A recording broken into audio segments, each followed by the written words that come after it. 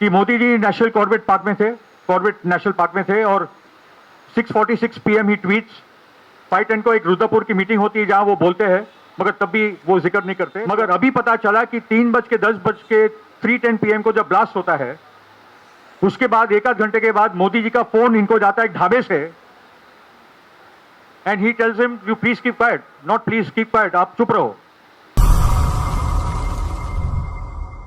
सवाल यह है कि जो हमको तब तक क्या पता था कि Modi ji national Corbett national park में थे और 6:46 PM ही ट्वीट्स 5:10 को एक रुद्रपुर की मीटिंग होती है जहां वो बोलते हैं, मगर तब भी वो जिक्र नहीं करते। तो what the hell was going on. मगर अभी पता चला कि 3:10 PM को जब ब्लास्ट होता है, उसके बाद एक आध घंटे के बाद मोदी जी का फोन इनको जाता है एक ढाबे से, and he tells him you please keep quiet, not please keep quiet, आप चुप रहो।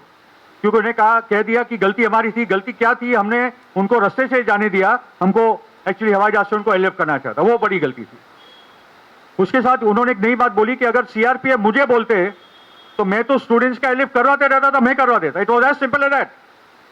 जो स्टूडेंट्स विंटर के टाइम पे या सीजन के टाइम पे अटक जाते थे जम्मू या कश्मीर के, मलिक साहब उनके लिए हेलीकॉप्टर एलिफ्ट करवा देते। इतना सिंपल मामला था, कोई बड़ी रॉकेट साइंस की बात नहीं थी, कोई बड़ा पॉलिटिकल निर्णय नहीं था।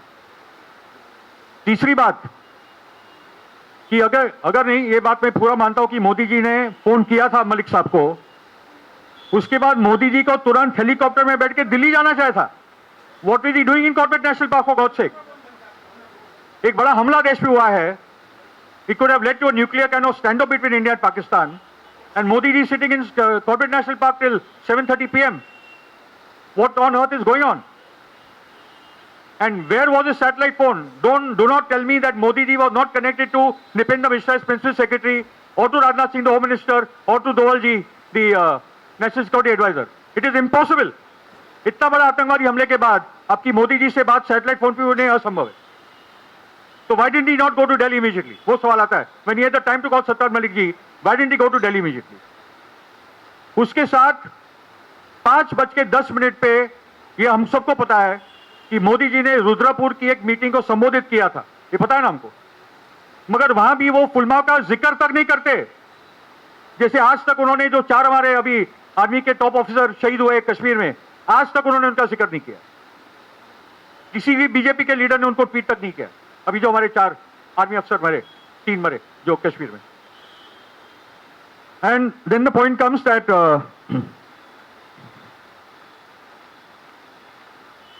Yeah. I'll end with 2 points here. जो जवानों की परिवार है, जो शहीद हुए हमारे 40 जवान, उनके परिवारों से लगातार डिमांड आ रही है कि हमें न्याय चाहिए, एक इंक्वायरी चाहिए। ये जवानों के वो विधवा, उनकी बहनें, उनकी माएँ, उनके परिवार ये डिमांड कर रहे हैं। उसके साथ जो जनरल शंकर रोय चौधरी है, उन्होंने टेलीग्राफ में जो छपा था 17/4/2023 का, he was the country's 18th chief of staff.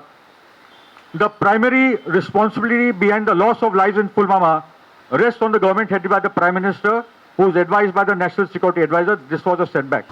19 फरवरी 2019 जिसको हम लोग वैलेंटाइन डे के रूप में मनाते हैं, हम उसको कहते थे, ये तो अभी एक शहीदी दिवस के रूप में मनाना जाना चाहिए 14 फरवरी। तो 2019 से आज 2023 है, आज तक भी इतनी मीडिया रिपोर्ट और इतनी सब बातें आने के बाद पब्लिक डोमेन में वो सच्चाई नहीं आई कि कहाँ से वो 350 kg एक्सप्लोसिव आया, किस परिस्थिति में हमारे जवानों को बाई एयर जो एयरलिफ्ट था उसको मना किया गया, उसकी परमिशन नहीं दी गई। और ये सारी चीज़ें जो सतपाल मलिक जी वहाँ के जम्मू कश्मीर के उस टाइम गवर्नर थे, उन्होंने ये कहा कि उनको टेलीफोन पे कहा कि चुप करा दिया गया कि आप चुप रहो, कुछ मत बोलो। तो ये सारी जो शंका के सवाल उठ रहे हैं, ये इसलिए उठ रहे हैं कि सच्चाई सबके सामने आई नहीं, कोई प्रॉपर उसकी जांच हुई नहीं, जो कि बहुत ज़रूरी है। और इतना ही नहीं, ये पुलवामा अटैक की तो आपको सारी बातें बता दी। हम पिछले 8 सालों से जगह जगह आंदोलन कर रहे हैं, हम अपने जवानों के लिए, जो उनकी विधवाएं हैं उनके लिए, कि शहीदों को कम से कम 1 करोड़ का तो आप सैनिक सम्मान राशि दें। जो एक्स ग्रेशिया ग्रांट है, खिलाड़ी एक आता है एक मेडल लेके, उसके ऊपर नोटों की वर्षा हो जाती है। 1 करोड़, 2 करोड़, 3 करोड़, 5 करोड़, 10 करोड़, कोई अंत नहीं है। और जवान जो पूरी जिंदगी अपनी सर्वोच्च बलिदान देश के लिए देता है और उसके लिए 1 करोड़ सम्मान राशि कौन बड़ी बात है। अगर केंद्र सरकार आदेश जारी करे तो 1 करोड़ क्या बड़ी चीज़ है। आजकल 1 करोड़ में एक मकान नहीं आता दिल्ली में। और बच्चों की एजुकेशन, मेडिकल, तो अभी 25 सितंबर को जंतर मंतर हम फिर इन मांगों के लिए धरना दे रहे हैं।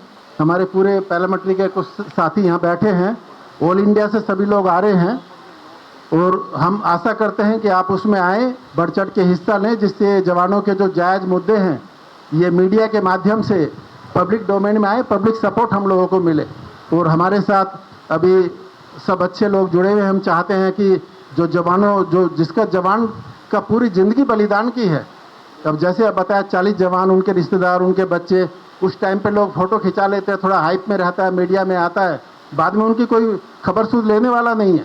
एक ऐसा मैकेनिज्म होना चाहिए, अर्धसैनिक कल्याण बोर्ड का गठन सब राज्यों में होना चाहिए, जिससे उस घटना के बाद उनके परिवार की देखभाल करते रहें और उसका एक अकाउंटेबिलिटी, एक इंस्टीट्यूशनलाइज मैकेनिज्म होना चाहिए, तभी उस चीज़ का होगा। वो 25 को बोलेगा, वो 25 को रखेगा, 25 सितंबर को जंतर मंतर पे। ठीक है।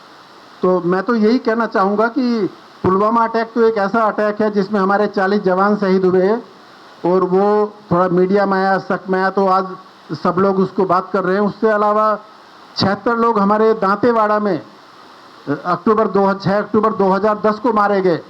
एक नहीं, मतलब इतने ज़्यादा बलिदानों की संख्या है। युद्ध होता है तो उसमें एक बार 10 साल 20 साल में एक बार युद्ध हो जाता है। हमारे जवान तो रोज ही उनके लिए वार लाइक सिचुएशन है, परिवार से दूर हैं। कितने लोग आत्महत्या कर रहे हैं, अभी आपको पता, पिछले 5 सालों में इतने जवान आत्महत्या करे, डेली हमारे मोबाइल पर सीन आता है। किस हालत में कि वो तनाव में टाइम पे छुट्टी नहीं मिल पाती, घर पे अपना त्यौहार नहीं मना पाते, परिवार से दूर रहते, नई नई शादी होती है तो तुरंत बुला लिया जाता है, चुनाव आते हैं तो छुट्टियां सस्पेंड हो जाती है। अब देश में इतनी बेरोजगारी है, कम से कम आप और 10 बटालियन खड़ी करो जिससे 8 घंटे की ड्यूटी पुलिस वालों की भी हो। इस तरह की व्यवस्था, अगर एक इच्छा शक्ति हो, राजनीतिक इच्छा शक्ति हो, तो हर चीज़ संभव है। तो मैं संक्षेप में इतना ही कहना चाहूँगा और मैं चाहता हूँ कि पुलवामा अटैक की निष्पक्ष जांच हो।